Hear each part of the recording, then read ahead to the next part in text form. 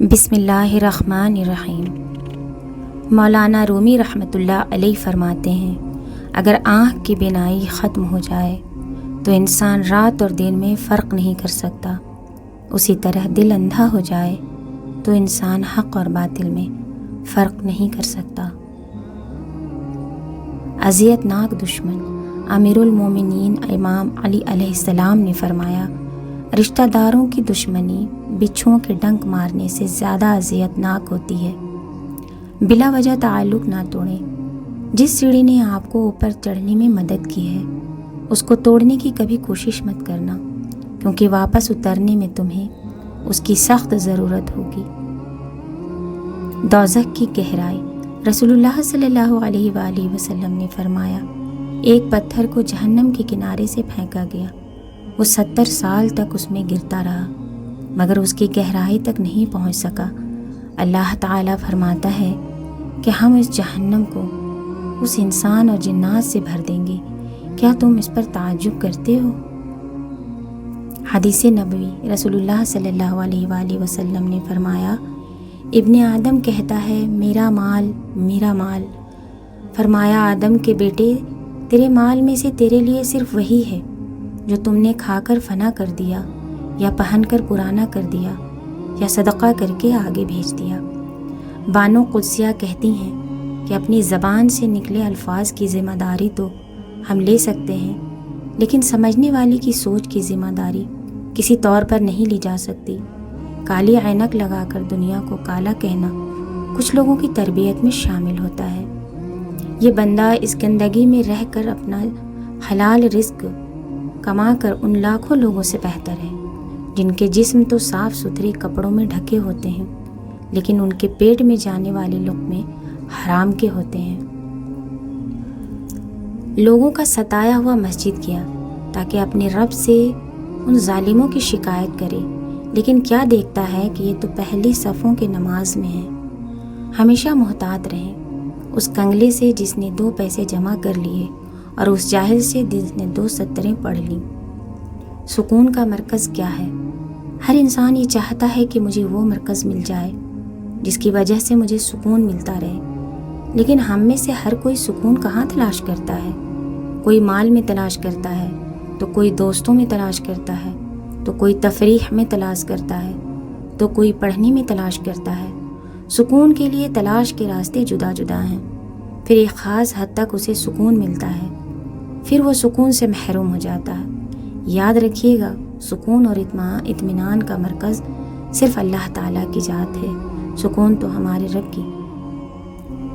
اپنے حوصلوں کی پرواز اونچی رکھو، ایک دن مکان بھی بن جائے گا اور مقام بھی بن جائے گا۔ زندگی میں سادگی اپناؤ، جتنی سادہ تمہاری زندگی ہوگی اتنی ہی پریشانیاں کم ہوں گی۔ حقیقت میں انسان پر سب سے بڑا بوجھ اس کی توقعات اور خواہشات کا ہے جو اس کو چین سے جینے نہیں دیتی۔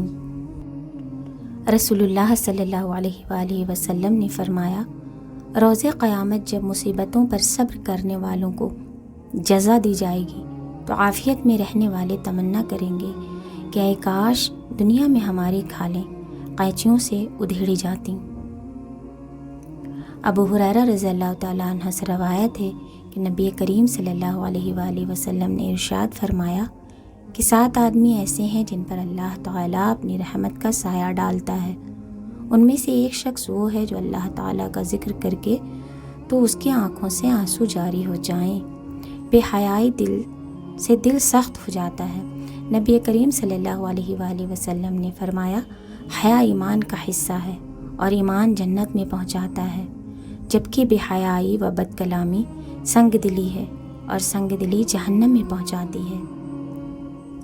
کھانا کھلانا۔ ہفتے میں ایک بار ضرور کسی غریب کو اچھا کھانا کھلاؤ اور اپنے مال کا کچھ حصہ اللہ کی راہ میں دے کر اللہ سے تجارت شروع کر دو۔ رزق اتنا بڑھ جائے گا کہ سنبھالا نہیں جائے گا۔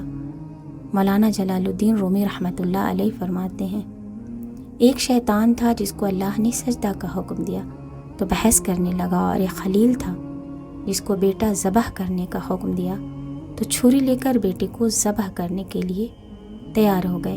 انسان جیت گیا اور شیطان ہار گیا۔ یہ مت کہو کہ فلاں شخص مجھے صرف اپنی ضرورت کے وقت ہی یاد کرتا ہے، بلکہ یہ کہو کہ تمام تعریفیں اللہ ہی کے لیے، جس نے ہمیں یہ شرف بخشا کہ ہمارے ذریعے لوگوں کی ضروریات پوری ہوئی، کیونکہ رسول اللہ صلی اللہ علیہ وآلہ وسلم نے ارشاد فرمایا، اللہ کے نزدیک محبوب ترین شخص وہ ہے جو لوگوں کو سب سے زیادہ فائدہ پہنچائے۔ بیوقوف وہ ہیں کہ جس کی اپنی عیب پر نظر نہیں پڑتی، وہ کسی کی نصیحت نہیں سنتا۔ کبھی تمہیں عزت اور محبت میں سے کسی ایک کا انتخاب کرنا پڑ جائے تو کھلے دل سے عزت کو اپنا لینا، کیونکہ عزت و احترام ہی اصل محبت ہے۔ جہاں عزت نہیں وہاں محبت ہو ہی نہیں سکتی۔ بڑی سادہ سی بات ہے، مگر آپ کا سکون اس پر منحصر ہے۔ عبادت صرف جائے نماز پر ہی نہیں، یہ میٹھی زبان سے، اچھے الفاظ سے اور خوبصورت رویوں سے بھی ہوتی ہے۔ یا اللہ، ہم سب کے گناہوں کو معاف فرما، ہم کو مزید نیک اعمال کی توفیق نصیب فرما، ہمارا خاتمہ ایمان پر فرمانا۔ جو مومن اس دنیا سے چلے گئے ہیں ان کی مغفرت فرما، سارے انسانوں کو ہدایت عطا فرما، ہمیں لوگوں کی ہدایت کا ذریعہ بنا اور دنیا آخرت کی تمام بھلائیاں نصیب فرما۔ آمین ثم آمین یا رب العالمین۔